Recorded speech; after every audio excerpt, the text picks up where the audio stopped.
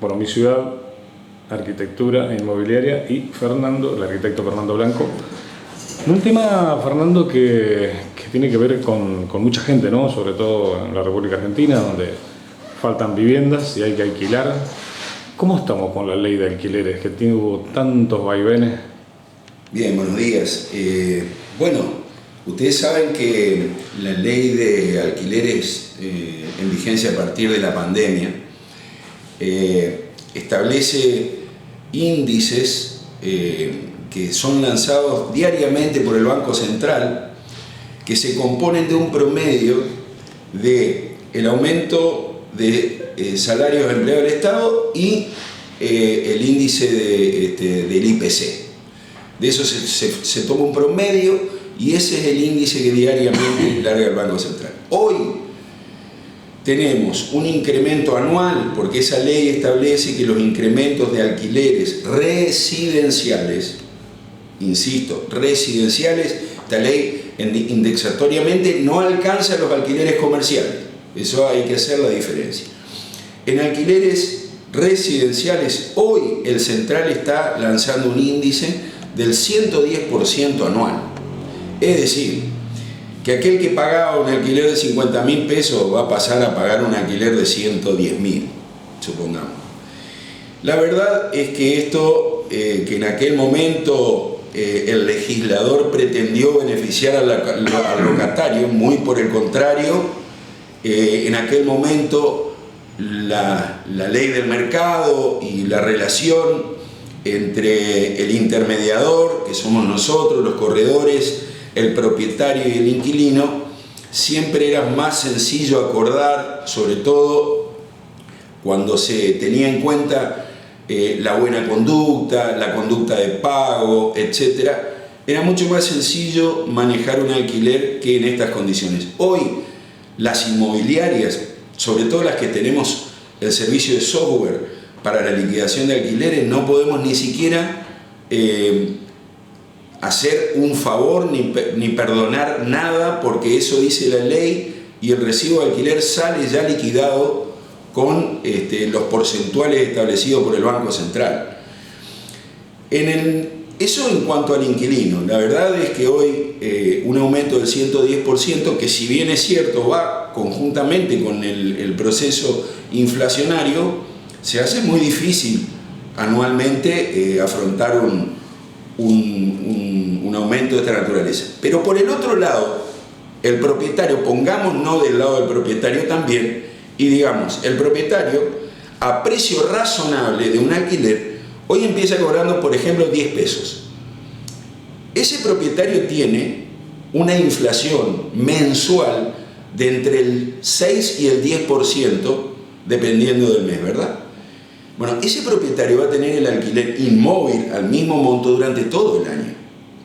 Entonces, también está perjudicado en ese sentido. La reforma a esta ley, hay un proyecto que se está debatiendo en las cámaras, pero la verdad es que ni los colegios profesionales tienen conocimiento conceptualmente de cuáles son las inquietudes y, en todo caso, los objetivos de esa reforma.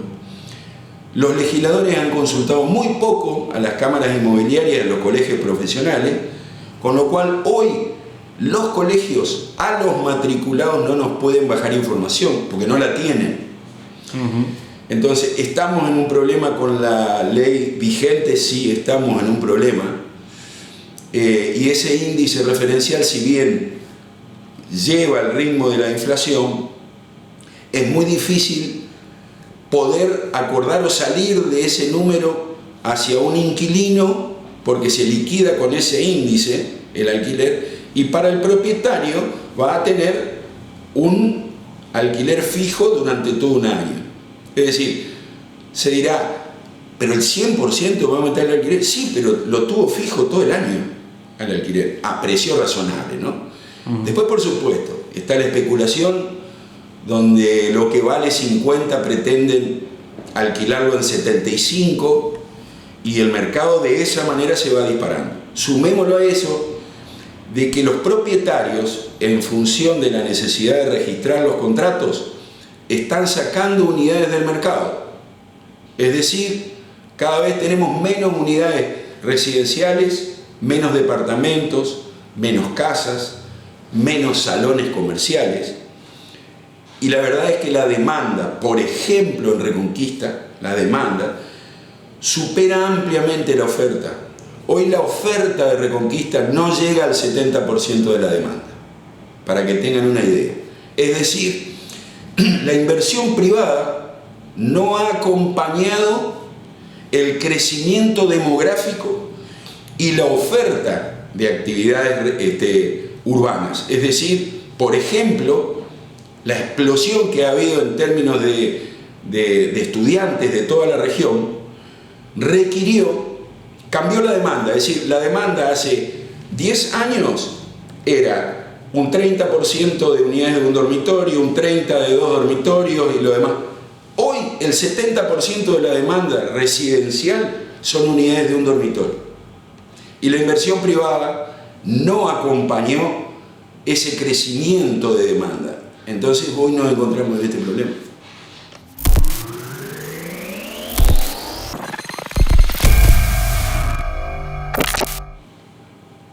Bueno, Fernando, dos cositas, ¿no?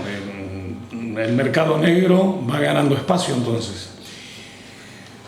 Mire, el mercado negro y los alquileres, los contratos también no ajustados a ley. Es decir, el propietario se encuentra con esa necesidad de registrar y dice, bueno, pero si yo registro, tengo que cubrir los impuestos que tengo que pagar, con lo cual el alquiler sube. Naturalmente es así. Y es cierto también que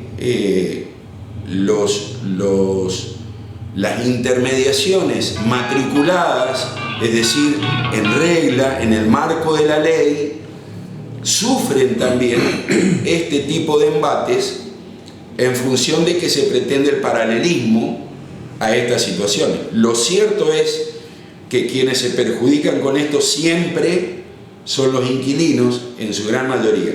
Los propietarios, porque no están para esto y porque muchas veces no saben cómo manejar las distintas situaciones de un contrato de locación. Los inquilinos, porque no van a estar protegidos por las leyes colegiales que lo pueden proteger. Así que sí, pero es parte de la realidad. Se ve que hay un riesgo grande de no poder sacar a los inquilinos que entran en mora. Esa es una parte. La otra parte es que el corredor, la matrícula, lo que hace es intermediar entre las partes, acuerda, consensúa, aplica razonabilidad. Entonces, una parte no tiene que estar enfrentada permanentemente a la otra, y para eso están la actividad inmobiliaria matriculada, en regla, que tiene colegiados a quienes uno simplemente con un clic en la computadora puede entrar en las páginas del colegio, mirar si está matriculado ese profesional, si no tiene sanciones en su matrícula, si está perfectamente habilitado, y puede hacer las reclamaciones que considere pertinente en el mismo colegio. Siempre es mejor un corredor inmobiliario. Por supuesto. Sí. La otra pregunta tiene que ver con esta Argentina federal, debería ser, ¿no? Pero digo, de Ushuaia a La Quiaca y el tema de los alquileres, que no son iguales a lo de la capital federal, donde se cocina todo. No, para nada. Bueno, digamos que nosotros en cuanto a montos de alquileres en una ciudad como Reconquista, me vengo al lugar donde vivimos, en términos cuantitativos y de montos de alquiler vivimos en un paraíso. Aunque parezca caro un alquiler, por ejemplo en el centro, de una unidad monoambiente o de un dormitorio chico, de un departamento chico de un dormitorio, que parezca mucho, 60, 70, 75 mil pesos, ese mismo alquiler en Santa Fe o en Rosario está a 130. En Buenos Aires está a 150, 170. Entonces, en ese sentido sí estamos beneficiados. Pero bueno, así es el mercado, así se comporta. En las grandes urbes, los alquileres a medida que se acerca a la pirámide de crecimiento de la ciudad, es decir, nos vamos al centro y los alquileres son muchísimo más caros que en ciudades como la nuestra. Hay hoteles que han dejado de ser tal para transformarse en alojamiento diario, sí, o mensuales. Sí, hoy una práctica muy habitual para salir un poco de la ley, porque aparte la ley lo habilita, son los alquileres temporarios, por ejemplo. Los alquileres temporarios no están alcanzados por estos índices de los que hablaba, pero claro, son alquileres temporarios. No se puede usar ese contrato de alquiler que habilita la ley para hacer un contrato de 2 años. ¿Me explico? Es decir, son contratos temporarios, un fin de semana, un día, una semana. Lo mismo que la actividad turística. Está contemplada en la ley de igual forma que los alquileres temporarios. Pero la práctica habitual es, si un departamento me va a dar una renta determinada, alquilándolo 2 años, con un alquiler paralizado durante 1 año, esperar a que me actualicen al año el alquiler, digo, y si yo le pongo, lo amueblo de manera razonable y lo pongo en alquiler temporario. Lo cierto es que una cosa es poner cosas en alquiler temporario en una ciudad como Carlos Paz y la otra es ponerlo en Reconquista. Claro. Es decir, el mercado es mucho más chico.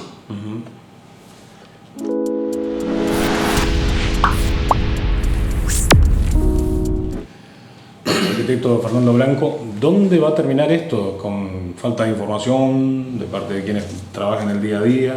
Bueno, nosotros siempre nos comprometemos a bajar información, por ejemplo, a nuestros clientes, propietarios y locatarios o inquilinos, en la medida en que se cuente con esa información. Los colegios nuestros y las cámaras inmobiliarias bajan la información al matriculado en la medida en que sea fidedigna, verdadera y no por comentarios porque me dijeron que el proyecto es así o asado. Entonces nosotros estamos esperando esa información para poder bajarla y nos comprometemos desde el Colegio de Corredores a poder facilitársela a usted a través de su programa, ni bien la tengamos. Claro, ahora, en este momento tendría que gobernar el sentido común del inquilino con quién es el dueño de la propiedad, pero el ámbito de resolución de esto y para que se ponga en práctica es una inmobiliaria, es un profesional que actúe de mediador. A ver, no entendí la pregunta. La pregunta es la siguiente, ¿no? En este momento donde falta información, donde la ley sí. está como está. Exactamente, el mejor asesoramiento siempre lo van a tener. A ver, es cierto que el propietario se preocupa por estar consustanciado con lo que está ocurriendo en el debate. Bueno, si el propietario sigue y le dice te tenés que ir porque así no puedo, te estoy cobrando 30 de enero. No es tan sencillo. La ley de alquiler, el contrato de alquiler lo puede rescindir solamente el locatario, el inquilino, no lo puede rescindir el... Bueno, pero ¿todos los inquilinos saben esto? Bueno, lo deberían saber, porque en el contrato está escrito. Bueno. Nosotros siempre recomendamos que lean los contratos. Por ahí no leen la letra chica. Claro, no es letra chica, está dentro de las cláusulas. El único que puede rescindir un contrato indemnizando como corresponde, depende del mes, porque si preavisa mucho antes tampoco tiene que indemnizar. No se olviden que es una ley de la pandemia. Entonces, el propietario no puede decidir si el inquilino se tiene que ir o no, salvo algo que tenga que ver con las buenas costumbres, la moral, etcétera, donde haya denuncias de por medio. Pero por motus propio, por disponer de la unidad para ser alquilada nuevamente, el propietario no puede decidir eso. El inquilino sí tiene el derecho, por contrato, de poder rescindirlo. Y en el mismo contrato están las condiciones en que puede rescindir. Claro, pero siempre que viene a una inmobiliaria o hay un mandatario de por medio. Por eso nosotros sugerimos siempre, trabajen con profesionales matriculados, van a estar cuidados no solamente por ese profesional, por el colegio, que es la institución que le habilita la matrícula. Entonces, trabajen con profesionales matriculados. El 80%, 85% de los profesionales que ejercen la actividad en la ciudad de Reconquista, en la ciudad de Avellaneda, tienen su matrícula, ustedes lo pueden buscar en la página del colegio, le va a aparecer nombre, apellido, dirección, matrícula habilitada, etc. Aquellos que le digan, yo soy un agente de venta, o soy un agente comercializador, no les crean porque no están habilitados por matrícula. La matrícula la tiene el corredor inmobiliario profesional. Bueno, lo barato sale caro ese, ¿no? Así es. Lo mejor es estar seguro con un contrato y en una... Por supuesto, mire, nosotros tenemos consultas permanentes, reclamos permanentes de compradores, de lotes, en loteos, que no están, no tienen ni siquiera los trámites aprobados en los ministerios de Santa Fe, recursos hídricos, medio ambiente, etcétera, y ya han comprado el lote, y algunos lo han comprado de contado, y no le dan la posesión. Es decir, hace 2 años que lo compraron y no tienen la posesión, y no la tienen porque el loteo no está aprobado. Sencillo. Sencillo. Entonces, háganse asesorar por profesionales matriculados, no por agentes de venta que se anuncian en las redes. Pídanle la matrícula.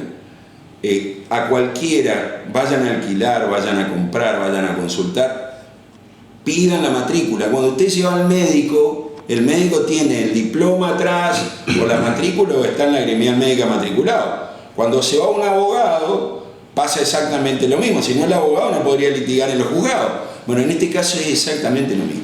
Gracias, Fernando. De nada.